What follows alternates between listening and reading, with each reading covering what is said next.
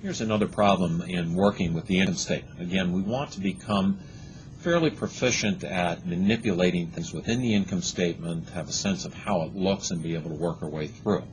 So in this one, what we've got is some information that's been provided here in terms of an income statement for a particular company, and the company is Ester Inc. The CFO, Chief Financial Officer of Ester Inc., has forecasted the following income statement for the coming year. And you've been hired to try to find a way to have higher sales leading to net income of $2,225,000. So the projection says $1.3 million, and over here we've got a desired level for the income statement of $2,225,000. Now, under the scenario, you are to assume that operating costs are always the same percentage of sales, and interest expense and depreciation will rise by 10%. Tax rate remains at 35%. What level of sales would you need to be able to generate this desired level of income? So we've got a couple things here that we need to be able to take a look at. Here, the first thing is with respect to operating costs. So it says, okay, we're going to assume that operating costs are always the same percentage of sales. So let's figure out what that percentage is in our manipulation.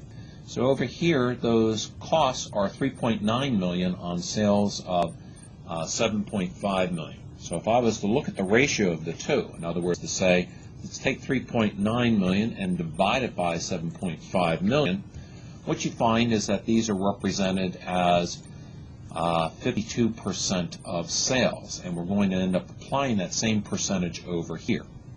Now, we're given information coming from the bottom, so we really have to work our way backwards. So think of what went on here. When we had earnings before tax of $2 million, and we subtracted out a tax rate of 35%, 35% of $2 million was $700,000, and the difference gave us $1.3 million. Now, here we're operating where the answer is $2,225,000. The taxes are still going to be equal to, and let me just pop that in place here, it's going to be equal to 35% multiplied by whatever figure that we happen to have in here for that earnings before tax. But we don't know it. So right now it says, well, we don't know what those taxes are going to be. But if I take that same expression, $2,225,000 is equal to the earnings before taxes times 1 minus the tax rate, I can solve this backwards. In other words, $2,225,000 divided by 1 minus the tax rate is going to represent what the earnings before taxes are. And when I do, I find it's $3,423,077. 35% of that was automatically popped in here from our earlier expression. Now, what else do we know?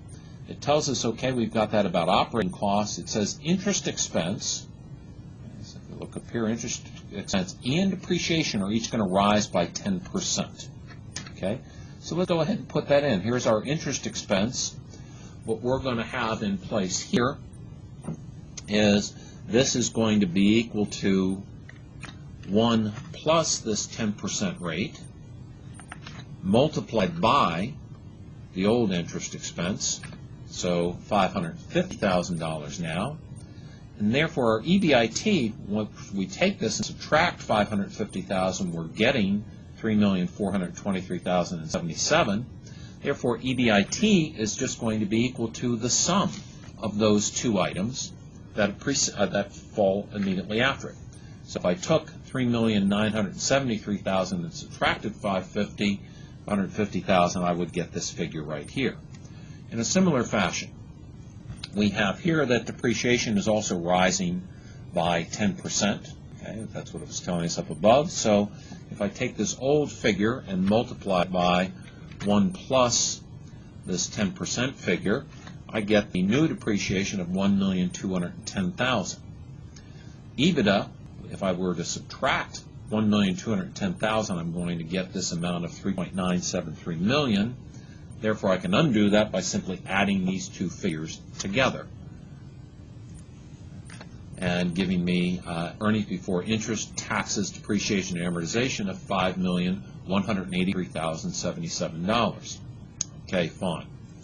Now, I know whatever my sales figure is, if I subtract if I take 52% of that, that's going to represent my cost, and when I subtract that cost out, I'm going to come up with this figure right here. So the number that I'm going to have here for the cost of goods sold is simply going to be my 52% figure multiplied by whatever the level of sales is. Okay, so we'll go ahead and find out what that is. But if I take this figure minus this, minus 52% of itself, I'm going to come up with this figure right here of $5,183,000. So I can undo that by simply saying $5,183,077 when it's divided by 1 minus this percentage of 0.52 or 52%. That will give me my sales figure of $10,798,077. So you've got something here that just is getting you to play a little bit differently with the income statement, but in much the same fashion. If you work your way up and down that, sales minus cost of goods sold, which is 52% of this, equals earnings before interest, taxes, depreciation, and amortization.